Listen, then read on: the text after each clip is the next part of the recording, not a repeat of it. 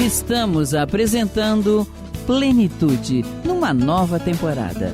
A apresentação Iraci Campos.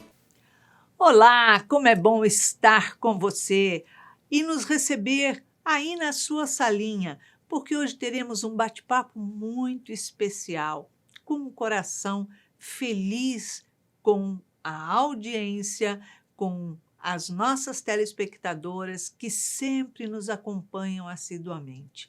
Então, nós falamos, conversamos com o coração sempre em alegria. Hoje nós temos um programa diferente, um programa especial. A nossa convidada de hoje é Adriana Xoxá. Ela é diretora de marketing e vem pela primeira vez em nosso programa porque ela vem como leitora. Olha que legal. Seja bem-vindo ao Plenitude, Adriana. Muito obrigada, Iraci, pelo convite. É uma alegria estar aqui participando pela primeira vez desse programa, né? Então, muito obrigada e espero que os ouvintes aí gostem também do nosso bate-papo de hoje. Adriana, uma curiosidade, porque o seu nome é bem diferente. Eu achei uma graça, Adriana Xoxá. O que significa Xoxá? Porque eu sei que você tem uma descendência lá de fora, você morou lá fora. Isso, meu nome é Adriana Xoxá, ele é um nome judeu, né? Eu morei em Israel por algum tempo, eu tenho família lá, e Xoxana, né, quer dizer rosa em hebraico, e tem uma família, e é um nome familiar, Xoxã, bastante até comum lá em Israel. Ah, que bacana, muito, muito legal. Tá vendo só? A gente vai descobrindo o que tem por trás dos nossos nomes. Mas hoje ela vem como leitora e a gente vai trocar um pouquinho de papéis, porque ela tem algumas curiosidades, como várias leitoras têm.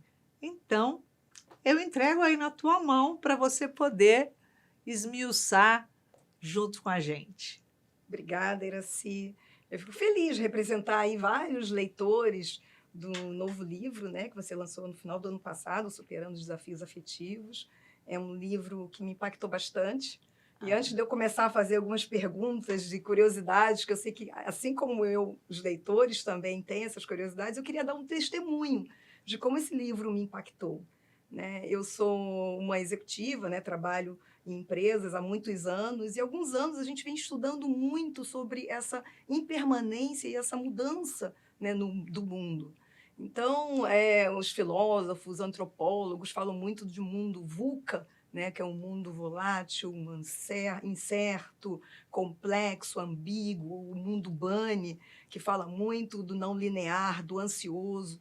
E toda essa mudança do mundo eu vinha estudando há algum tempo e fazendo previsões para negócios, estratégias, de como essa mudança no mundo impactava os negócios. E sempre trabalhando com isso. E quando eu comecei a ler o Superando os Desafios Afetivos, eu comecei a ter um despertamento de que eu fazia muito bem isso para empresas, mas eu não estava fazendo isso para a minha vida, né? Olha só. Como indivíduo, eu estava me preparando para enfrentar esse mundo que está tão dinâmico e tão impermanente. O profissional, né? E eu acho que hoje em dia as pessoas, né, elas têm muito olhar para fora e pouco se olham para dentro. Então eu comecei a pensar, não, eu tenho que me preparar para enfrentar isso, porque toda vez que a gente passa por essas mudanças, seja uma Covid ou o que está acontecendo agora, né, uma inundação no Rio Grande do Sul, eu acho que a gente é impactado, algumas pessoas de formas diferentes, mas esse impacto é muito importante que a gente possa lidar, superar esses desafios, e todo desafio também vem com um desafio afetivo, né? Com certeza! Então, eu acho que esse livro ele é perfeito, porque ele, além de falar do superar os desafios, é superar os desafios afetivos, porque no final do dia a gente tem relações e essas relações são impactadas, porque a Adriana de lá atrás não é a mesma, né, de hoje, não será a mesma de amanhã, e que bom, né, que a gente se prepare, vai crescendo, para né? crescer e para poder se preparar, assim como a gente prepara a empresa, como é que eu me preparo para enfrentar essas mudanças, né? Então, porque a gente se depara com vários momentos aflitivos na nossa vida e que, da mesma forma que a gente está encarando, né, essa catástrofe natural que está acontecendo, né, tem acontecido, inclusive, no Rio Grande do Sul e muitos outros lugares, cada um sofre um impacto Sim. dentro do nosso relacionamento afetivo. Mas quando a gente se encontra, o impacto para um reverbera de certa forma internamente e para outro de uma outra forma. E isso faz com que a gente acabe entrando muitas vezes em conflitos pela dor, né? É verdade, Iraci. E eu acho que nesse momento você ter alguma leitura, uma ferramenta, né? Porque o livro é quase que uma ferramenta, uma caixa de ferramentas para você utilizar. E eu já li o livro 2 vezes, já dei de presente, que eu gostei muito, porque ele também, para além dele trazer uma mensagem teórica, que sempre é bom, né, ouvir, ele Uhum. tem uma terapêutica funcional no final de cada capítulo, que para mim é incrível, porque você acaba aprendendo a teoria, mas exercitando, né? Isso. Então, eu acho que esse exercício, ele é importante. É como se quando você vai correr uma meia maratona, né? Você sabe que você tem que se preparar. Você sabe que você tem que correr tantos quilômetros cada dia até tantos meses. Mas se você só souber a teoria e não sair para correr, né? Aí, Quando chegar o desafio, você está você destreinado. trava, né? E outra, você Exatamente. trava muitas vezes, e aí você fala assim, e agora? Eu estou com um problema enorme. E eu fico olhando para o problema em vez de procurar encontrar a solução, né?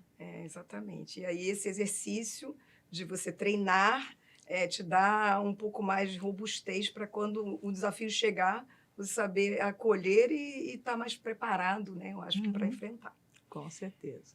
Então, eu como leitora tenho algumas curiosidades para perguntar sobre o livro, Ah, tá? Pode fique à ser? vontade. Então, pronto. Primeiro, eu queria, na verdade, uma pergunta com 3 perguntas, né? Que eu tenho uma curiosidade muito. Eu acho que não é só minha, eu acho que espero que de todo mundo que está nos escutando. Primeiro, quem é a Anísio da Silveira, né? Como você conheceu a Anísio, como ela te encontrou, como você a encontrou, e como foi esse processo, esse chamamento, né? De você psicografar um livro dela, né? Essa obra, essa joia que é esse livro, né? Essa maleta de ferramentas aí que pode ajudar tantas pessoas, né? Assim como me ajudou. A doutora Anísio da Silveira, ela foi uma grande psiquiatra, a primeira mulher em se formar medicina no nosso país, na faculdade mais antiga que tem no Brasil, que é a Faculdade de Salvador. Numa turma de 157 homens, estava ela lá, toda baixinha, pequenininha, mas valente. Se formou, veio para o Rio de Janeiro para trabalhar como psiquiatra. E aí, nessa jornada dela de estar num grupo extremamente machista, imagina o psiquiatra, né? Todos eles homens, olhando para aquela mulher baixinha, pequenininha, miudinha ali e tal, e sendo ali colega de trabalho. Então, numa época muito difícil, Sim. que ela teve que aprender, se preparar para aplicar o choque. Então, quando eles chamaram e colocaram ela pela primeira vez para apertar o botão ali, aplicando um choque elétrico no paciente, ela disse não. E eles, como não? É a sua obrigação, você tem que fazer. Ela falou, não, eu me recuso a fazer isso, porque eu não concordo com isso. E quando ela disse, eu não concordo com isso, logo vem a pergunta, mas quem é que a senhora pensa que é? Né? É lógico. E ela disse, eu não concordo com isso, porque um paciente só pode ser curado e tratado através do amor, jamais pela violência. E era uma época que se usava choque elétrico, que eles saíam completamente destrambelhados dali, né? Utilizava camisa de força e lobotomia, que era um furo que se fazia aqui entre as sobrancelhas, né? Aqui na testa, e que ele perdia completamente sua referência de vida, apagava a vida dele. E ela, com essa atitude, ela colocou ali um divisor de águas dentro da psiquiatria, porque ela bateu o pé e foi de frente com todo mundo. Que mulher forte, né? Ela é. Eu costumo chamá-la de pequena grande mulher, porque ela é pequenininha, miudinha, toda baixinha, assim, toda compacta, mas uma grande mulher que marcou a psiquiatria, tanto no nosso país quanto fora. E ela fez inúmeros trabalhos ali com os seus pacientes, que ela chamava de clientes para não diminuir eles, Interessante. e colocou telas para eles pintarem, buscando fazer uma terapia prática. E aí ela notou que esses pacientes, mesmo sem conhecimento, mesmo com cultura zero e conhecimento artístico zero, eles pintavam todas as telas e elas eram todas em formas de círculo. Isso chamou a atenção dela, porque eles nem se interagiam assim entre eles. Ela falou, não, vou procurar quem pode me dizer alguma coisa. Juntou esses trabalhos, foi embora para a Suíça falar com o maior psiquiatra da época e que era o papa da psicologia. E quando ela mostra aquilo a ele, ele diz assim, esses desenhos em forma de círculo são mandalas, que foi o nome que ele deu na época.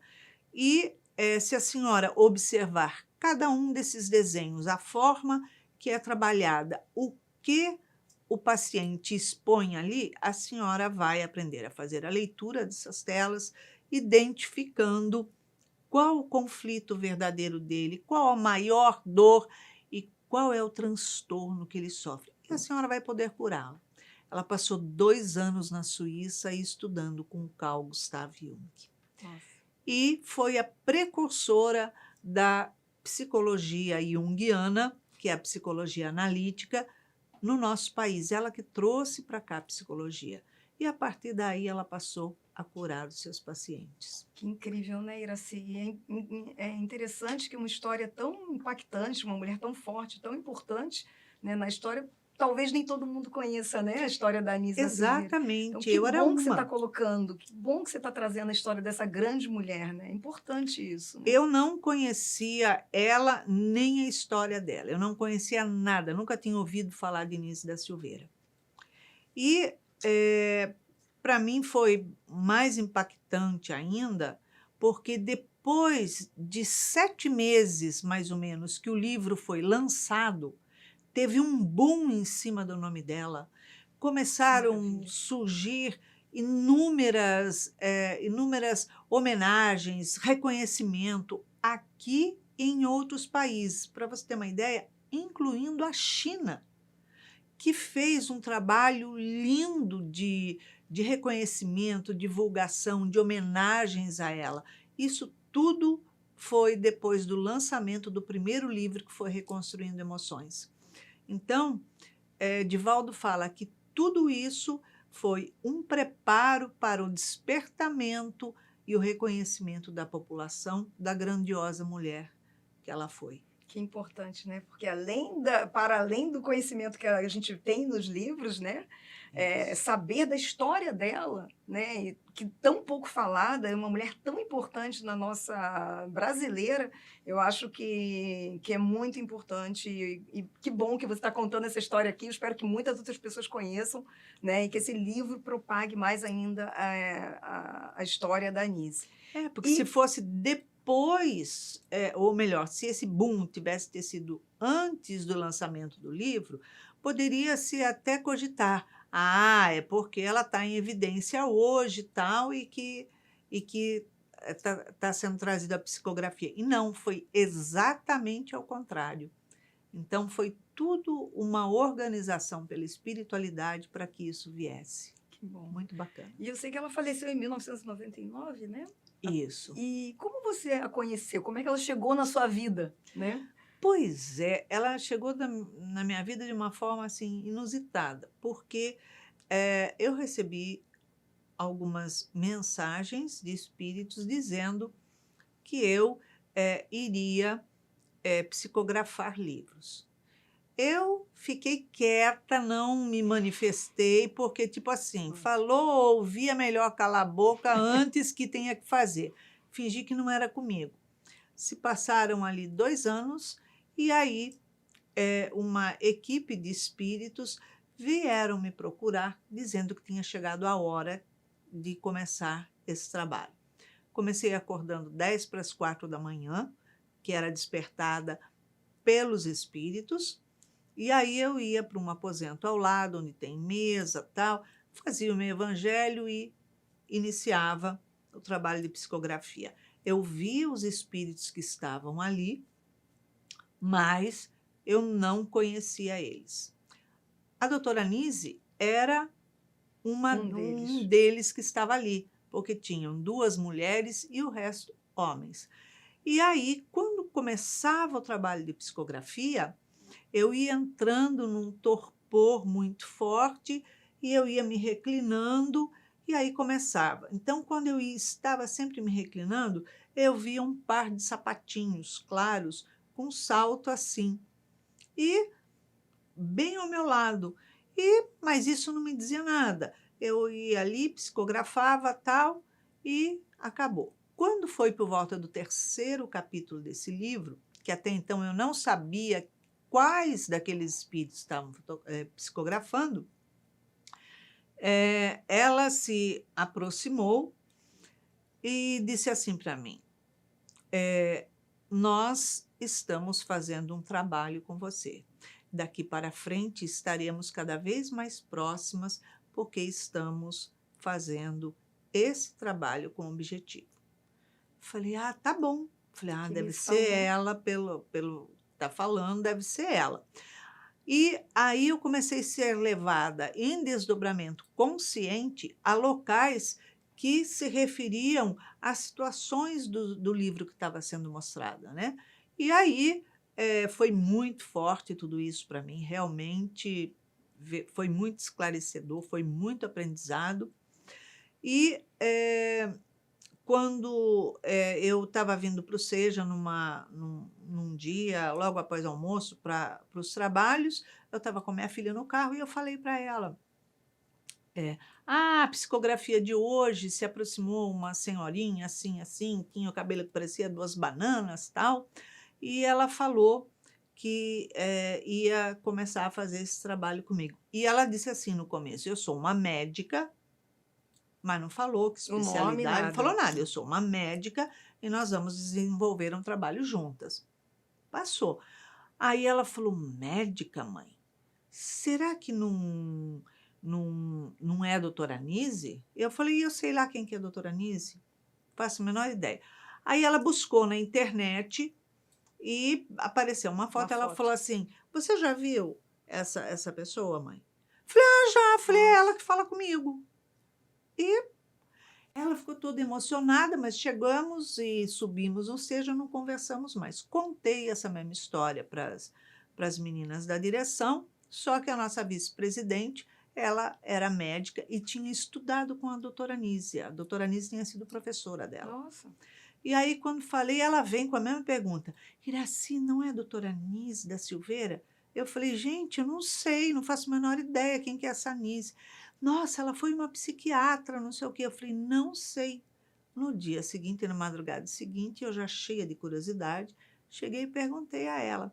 Eu falei, posso te fazer uma pergunta para a senhora? Ela falou, pode sim.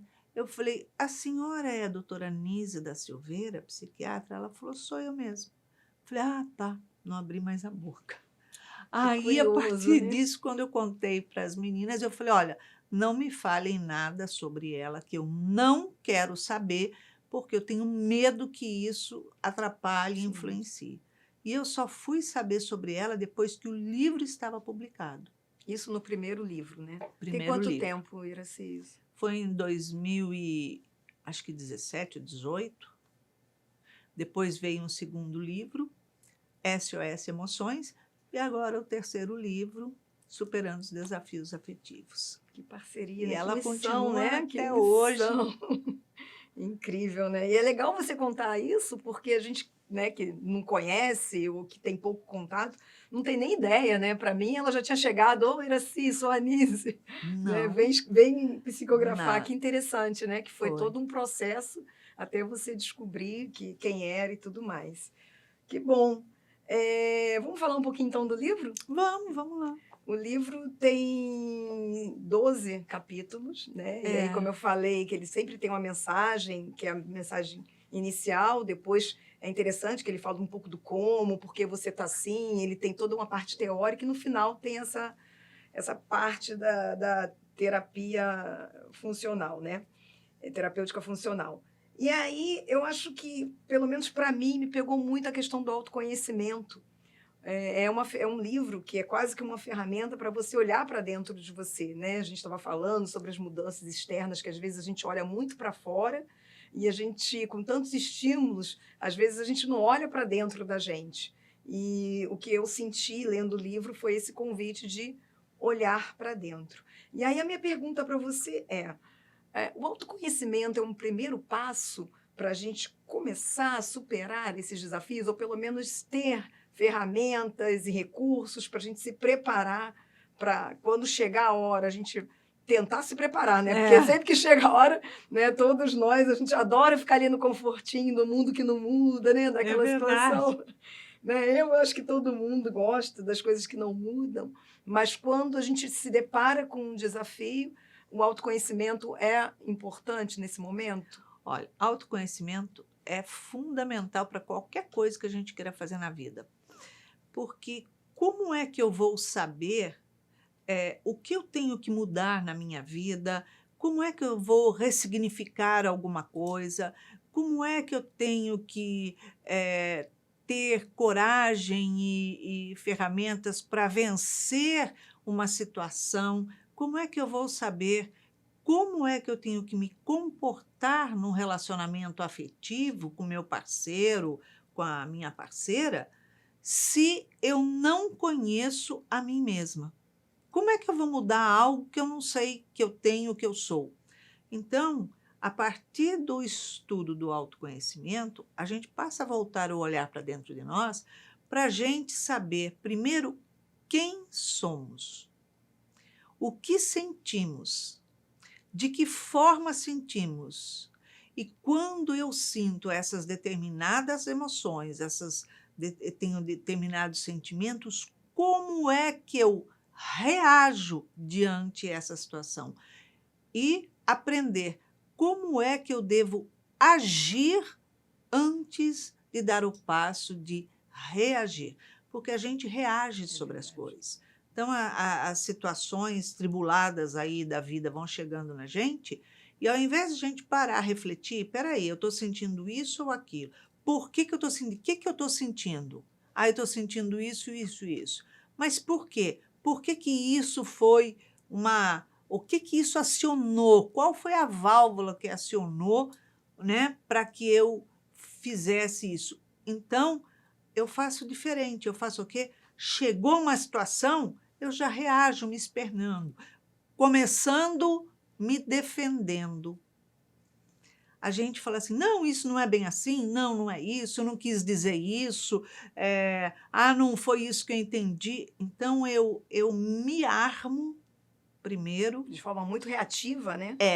Eu me armo para me defender, algo que muitas vezes é só a gente conversar, se entender que não há necessidade de ter uma reação, um revide e uma defesa. Né? Então, a gente se enche de tensão para poder caminhar.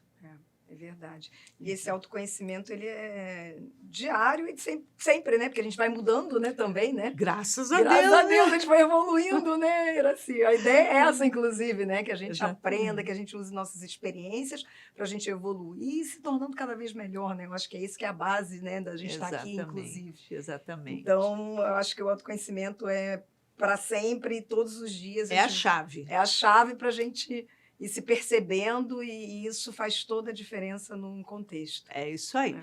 Nós Terminamos o primeiro bloco, viu que foi rapidinho, nós vamos para um pequeno intervalo, para um chazinho gostoso e retornamos já já, não saia daí.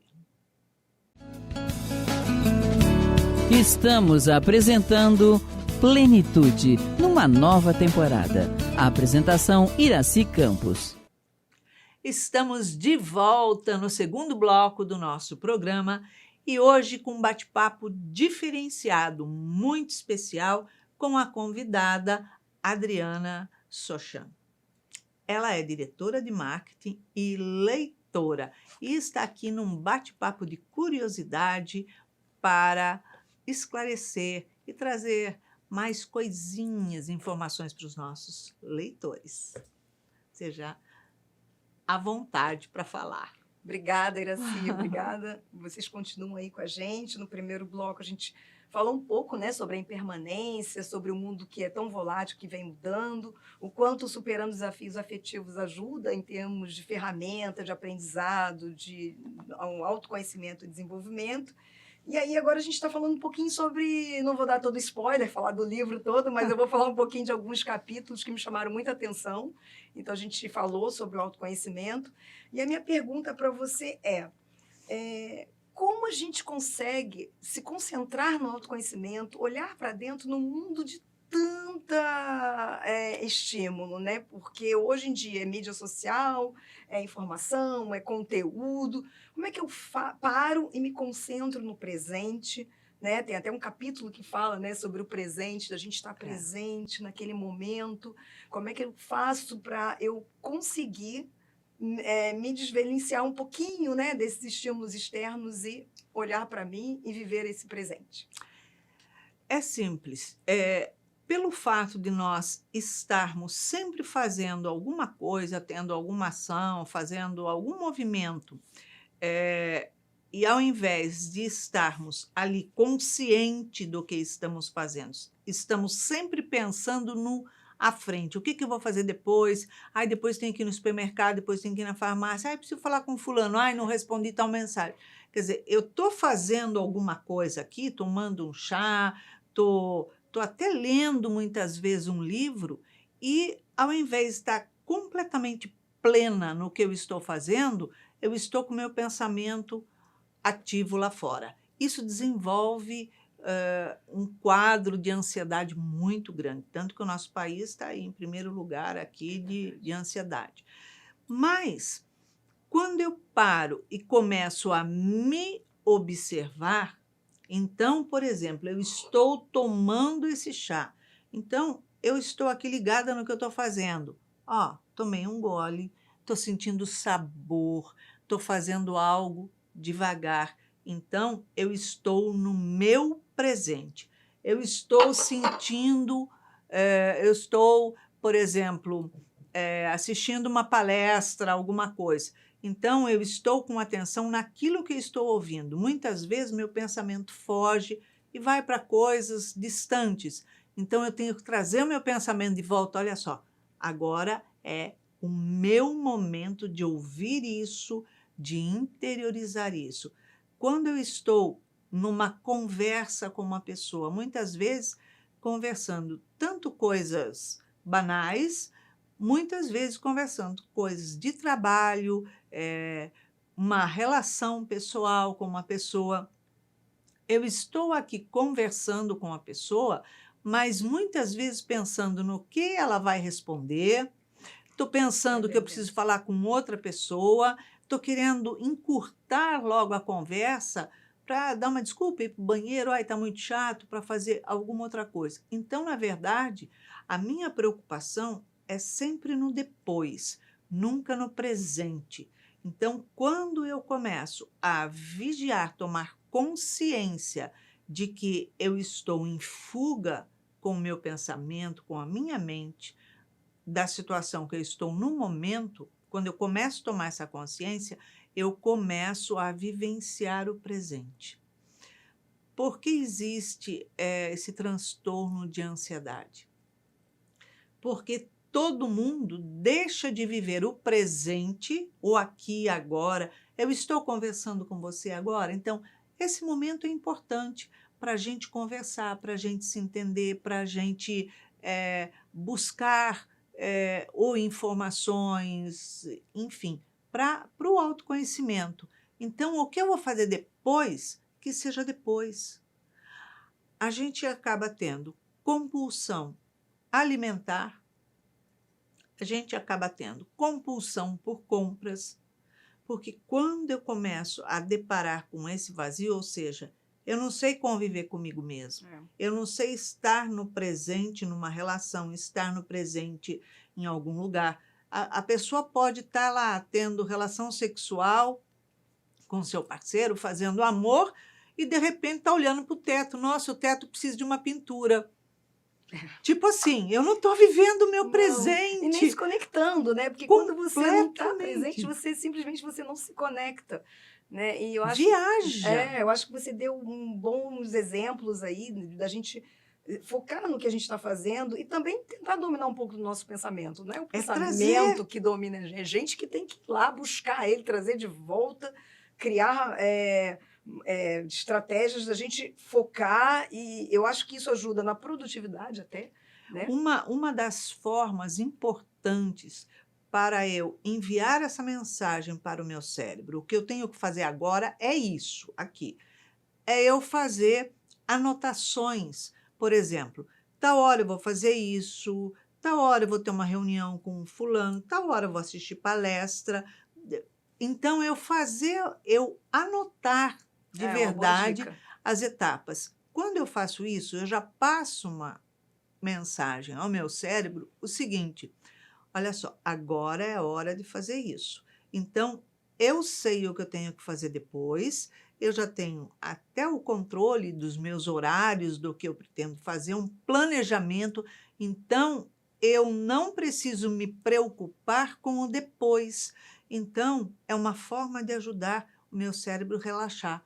Então, é agora, é agora. Eu sei que eu tenho um planejamento para depois e que está tudo organizado. Então, está organizado dentro de mim e fora de mim. Ai, que incrível, porque eu acho que todo mundo que está escutando a gente passa por isso, né? Às vezes você lê um capítulo do livro, você tem que voltar lá no início porque você estava com um pensamento tão assim, né?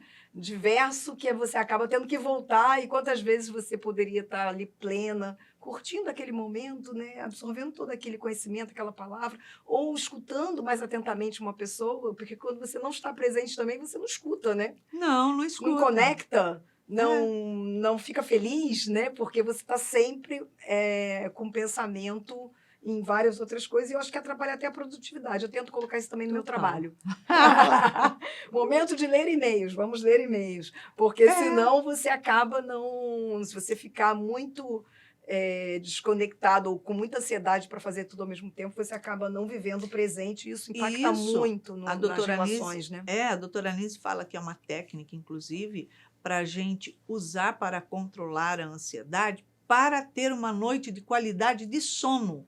Porque quando você anota, manda essa mensagem, você não fica numa tensão inconsciente de acordar porque tem que fazer tanta coisa, porque eu sei que tem que acordar tal hora. Então, mandou a mensagem para o seu cérebro. Olha só, está tudo anotado, planejado, tudo vai sair correto.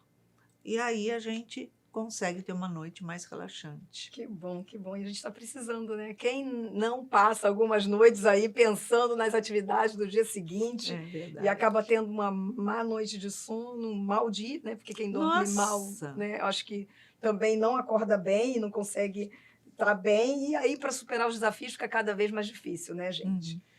Então, falamos de autoconhecimento, falamos de presença. Eu queria falar um pouquinho agora sobre responsabilidade emocional afetiva. Num mundo onde as relações são tão superficiais, e talvez até por conta de não estarmos presentes e não nos conectarmos, no mundo onde as pessoas, né, estão sempre com pressa, ou pouco interessadas em ouvir histórias das outras e pouco interessadas em se conectar com as outras, Como fica, né, Iraci, essa responsabilidade emocional afetiva que a gente precisa ter com o outro? Como é que ficam essas conexões? Tanta gente que está aí nos ouvindo, passando por, né, por desafios aí com seu, na sua família, e não é só com o amado, né, só a relação afetiva, amorosa, mas também a gente passa também desafios com a família, com o trabalho, enfim.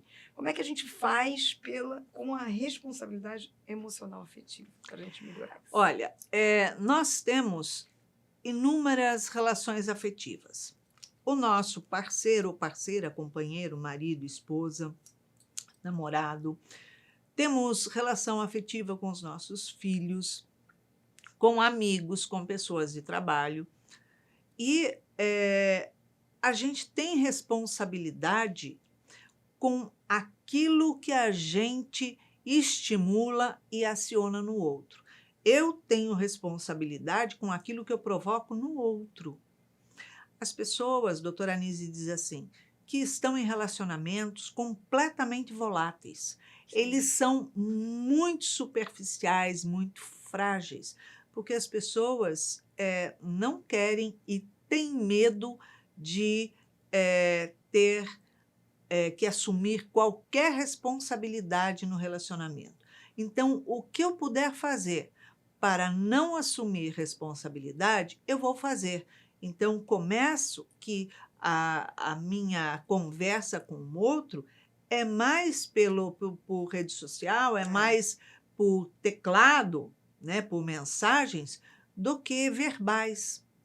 E tem gente até que acha legal isso, né? Ah, eu não quero me conectar com ninguém, né? É. E tá tudo bem, é uma opção, mas eu acho que Mas você não é acaba... Isso gera em algum momento também um vazio, né? Gera uma fragilidade muito grande. A insegurança se instala no relacionamento. Porque se eu não assumo um relacionamento com você, eu te deixo livre para fazer qualquer coisa. E eu estou livre para fazer aquilo que eu quiser. Você não pode me cobrar, eu não posso te cobrar. Você não pode me questionar o porquê, porque eu ia sair com você qualquer coisa e te deixei no vácuo, não saí. E você não tem o direito de me questionar. Pô, marcou comigo e não veio? Não, porque aí eu estou me expondo. Então, os relacionamentos hoje, eles passam a ser muito fugazes porque ninguém quer assumir comprometimento com nada. Então, a relação é assim, a gente sai junto, a gente dorme, transa, pronto, acabou, e cada um vive a sua vida. Então, ela vem dando até os nomes das relações que estão estabelecidas hoje e que, no entender das pessoas, não geram compromisso nem responsabilidade. Então, o que acontece? Eu estou saindo com você, eu estou pegando você há 1 ano e meio, estou numa relação com você há 1 ano e meio, porém, se eu estou só saindo, pegando, que é o termo que eles usam... Ela usa isso no livro, né? É até interessante. Usa. Se eu estou só saindo, pegando, significa que eu saio com você há 1 ano e meio, todo final de semana, seja lá o que for, mas nada me impede de sair com fulano, ciclano, beltrano, e você também. Eu não tenho direito de perguntar nada, cobrar nada, porque eu não tenho compromisso nenhum com você. Quando chega numa relação de, olha só, eu estou ficando, já é um negócio muito sério. Porque significa o quê? Que eu não tenho direito de sair com outras pessoas, nem você de pegar outras pessoas, mas também não tenho compromisso nenhum com você, olha. Então, se eu estou saindo 1 ano e meio, 2 anos com você, e tipo assim, ó, a coisa está ficando séria, mas eu não quero me envolver, então eu te deleto, eu te excluo, eu te dou um passa fora. Eu não te falo nada, eu não te ligo, eu não te mando mensagem, nós saímos hoje e amanhã, de repente, você vai ver que você está bloqueado no meu telefone, nas redes sociais, em tudo. E aí, com medo de se expor, a pessoa não vai perguntar, peraí, a gente está saindo há tanto tempo, o que aconteceu? Peraí, Te fiz alguma coisa? Não. E eu saio, encontro com outras pessoas e tipo assim, oi, quando cumprimento ou não. É o que você falou, as pessoas estão realmente com dificuldade de se Total. expor, de falar do seu sentimento, né? As pessoas hoje em dia até se sentem constrangidas de falar que gosta, que quer, que, né? Eu acho que As isso é pessoas... culturar um pouco isso, né? Eu espero que em algum Exato. momento a gente possa superar isso, porque energeticamente isso também não deve ser bom, né, Iraci? Não, porque as pessoas procuram bares para se entorpecer e poder pegar uma pessoa ou outra ali, se relacionar, tal, e um beijo, um queijo, tchau, tchau. As pessoas, quando se juntam para ir a um restaurante, já se torna um pouco mais reservado. Porém, cada um vem com o seu telefone celular e conversa uma coisa ou outra, mas está ali no seu telefone, fazendo selfie, não sei o quê, mas nada que comprometa. Então, tem medo de ter filhos, se casar nem pensar, eu vou para tua casa, você para mim, a gente dorme junto, pronto, acabou, eu tenho uma vida de casal, mas eu não assumo compromisso. Então, ela fala da responsabilidade que nós temos, o que nós despertamos no outro. A esperança, a confiança de que, olha, a gente está saindo, a gente está se gostando, não sei o quê. E, na verdade, quando eu vejo que eu estou realmente deixando de ficar apaixonada para ter um sentimento mais profundo, eu caio fora. Parece que é até um alerta, né? Olha, daqui para frente, eu acho que eu vou me envolver demais, vou embora. Exatamente eu isso. acho que tem um outro capítulo que ela fala, que é do desapego, né? Eu acho que quando a gente está numa situação dessa, porque quem nunca, né, esteve numa situação dessa, acho que a gente tem que repensar, será que é isso que eu quero para a minha vida, né? Será que é dessa forma que eu quero ter essa troca que eu quero? Ou está na hora de eu desapegar dessa situação que não é o que eu quero para a minha vida, né? Então, acho que ela fala muito também, e tem um capítulo que eu gosto muito, que ela fala sobre o desapego. E você quer falar um pouquinho sobre esse desafio, que é um desafio também, né? Porque Nossa a gente Senhora. se desapegar de coisas, às vezes a gente vai arrumar um armário, assim, mal comparando, né, claro? Mas a gente tem verdade. dificuldade de desapegar de uma blusa. Imagina a gente se desapegar de uma situação, de emprego, a gente às vezes não está bem, tem dificuldade de se desapegar, né? Imagina de um ser que a gente gosta, que a gente ama, que a gente nutre, né, ali um sentimento. Como é esse exercício para a gente se desapegar, que eu acho que junto com um outro tema que ela também traz, que eu amo, que é o robustez emocional, né?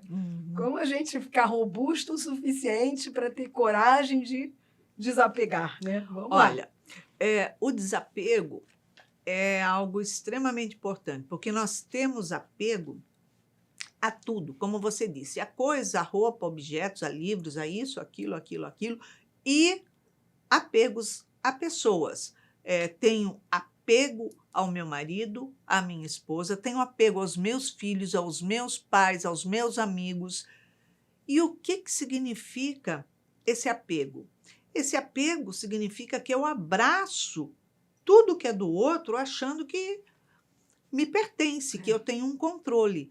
E o desapego, muito pelo contrário do que pensam, que todos pensam em desapegar, é eu me afastar da pessoa, é eu criar um distanciamento da pessoa. E ela fala que desapegar não é isso. Desapegar é eu amar intensamente as pessoas, porém colocar cada coisa no seu lugar. O que pertence a você e o que pertence a mim. Então, geralmente, né? Importante isso. Num relacionamento que a pessoa está com o outro, por exemplo, conhece uma pessoa, tal, eu odeio andar de bicicleta, mas a pessoa que conheci adora andar de bicicleta, anda lá 1 hora, 1 hora e meia, e aí eu também adoro, compro uma bicicleta, vou lá andar junto, não sei o quê. Mas até então eu detestava. Então, eu passo a assumir a personalidade do outro como minha. Então, tudo aquilo que o outro gosta, eu também gosto, também quero fazer, e então eu estou abrindo mão da pessoa que eu sou, das minhas crenças, dos meus valores, para me integrar na vida do outro. Então, eu passo a vivenciar a vida do outro, ao invés de vivenciar a minha. Isso é tão comum, né? A gente vê tanto por Nossa! aí. E o pior é quando eu tenho filhos e eu tenho um apego tão grande aos meus filhos que uma frase que acontece muito é falar: olha, eu não quero que meu filho sofra, eu não quero que ele passe pelos desafios que eu já passei, pelas dificuldades que eu passei, eu quero dar tudo a ele que eu não tive. E quem falou que aquilo que você não teve vai ser bom para ele? Então, nesse momento, há uma falta ali de compreensão daqueles pais de olhar para os filhos e falar assim: olha só, eu quero que meu filho cresça, se fortaleça, então eu vou desenvolver também, já associando a robustez emocional, nas coisas que ele vai fazer e que vão dar errado.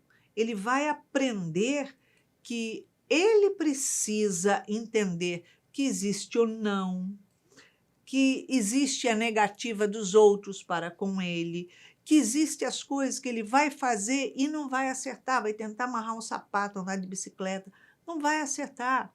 E aí ele tem que aprender que, através dele não conseguir fazer as coisas, é que ele vai fortalecer-se para saltos maiores.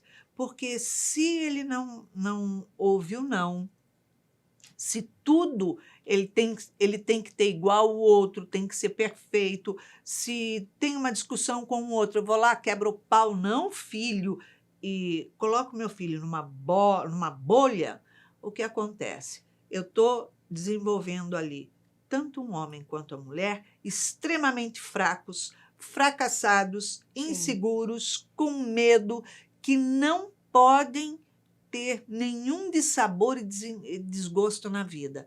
Então, ele vai no trabalho, alguém fala alguma coisa assim, pronto, já jogo para cima, não quero mais, não sei o quê. Peraí, ele não tem maturidade.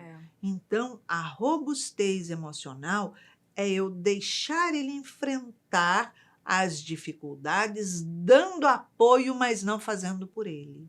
É exercitar, né? Exercitar. Como se exercitasse, né, experiências Exatamente. diversas para você ir criando aquela robustez. E a né? gente, quando a gente passa por situações que nos deslizam na vida, a gente tem que olhar aquilo e tomar a seguinte pergunta: o que a situação quis dizer para mim?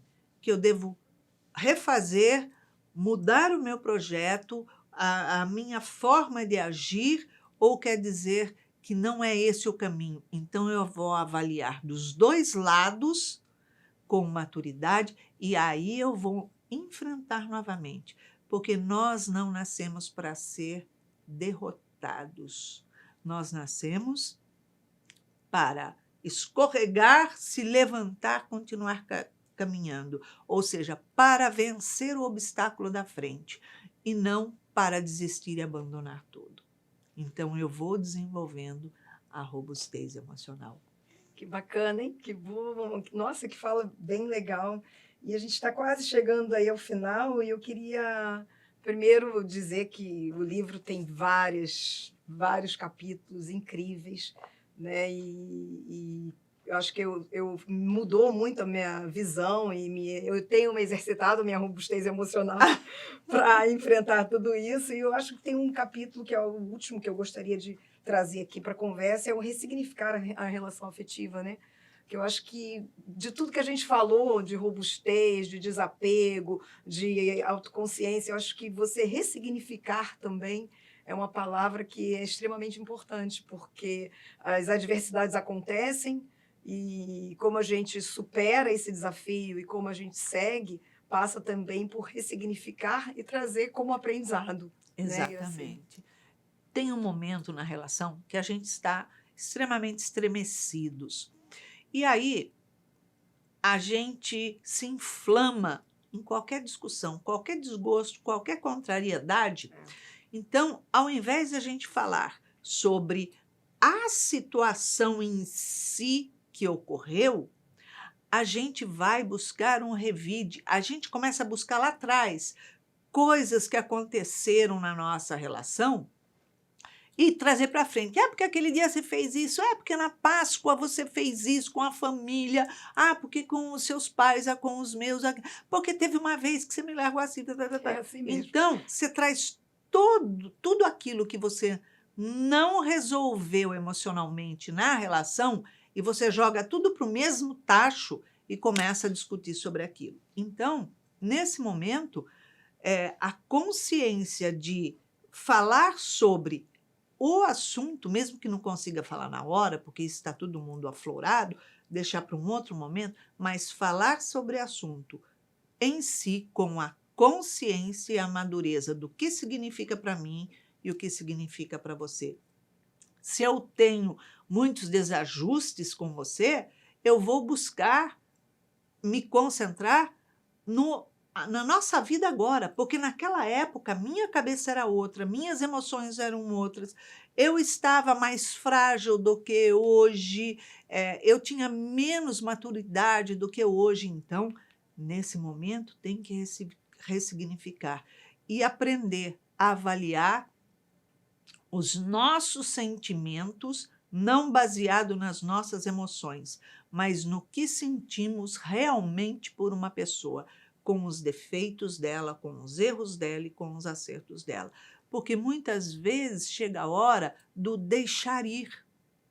E é necessário, muitas vezes, deixar aquela pessoa ir, seguir a vida dela, sair da nossa vida, para que a gente possa e tenha a condição de ressignificar a relação daqui para frente e ressignificar ela para trás, enxergando que teve os momentos bons, momentos felizes, as situações onde nós construímos uma relação boa e que nem de tudo foi ruim.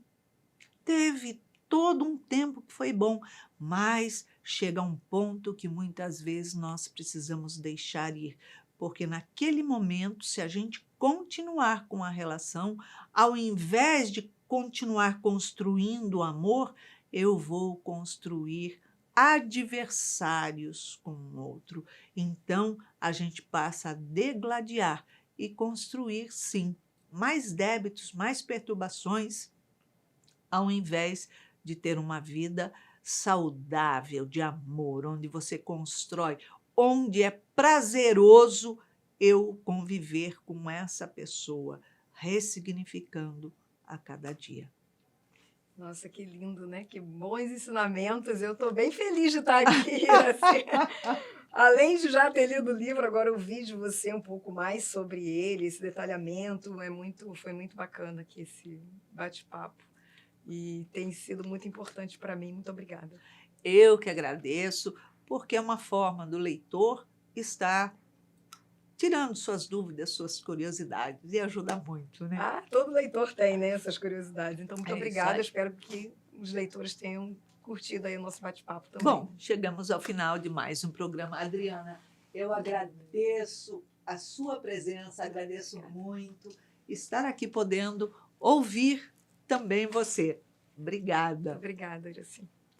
E, lógico, não esqueça de compartilhar esse programa com muitas outras pessoas que também têm inúmeras outras curiosidades e, principalmente, conflitos a serem solucionados. Compartilhe, mande sua mensagem, escreva ali o que você pensa, a sua opinião.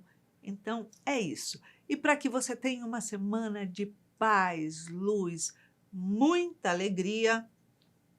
E não esqueça, no dia 8 de junho, teremos a festa junina tradicional do Seja Barra, das 16 horas às 22 horas, neste sábado. Então, não esqueça, venha que fica na Avenida Gilberto Amado 311. Contamos com você.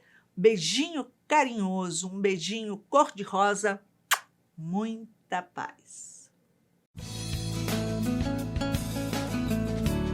Acabamos de apresentar Plenitude.